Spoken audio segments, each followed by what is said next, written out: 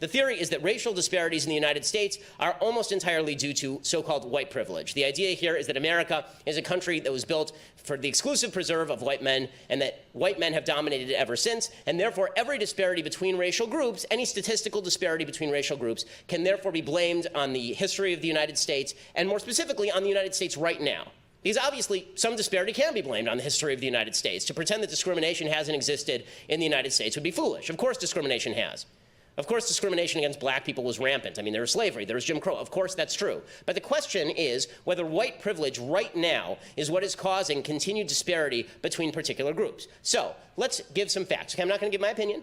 I'm just going to give you some facts. Criminologist Barry Latzer, in talking about crime and disparities in crime, from 1976 to 1995, blacks were identified by police as the perpetrators in more than half of all homicides. From 2000 to 2014, African Americans were murdered 8 times as often as whites per capita. Nearly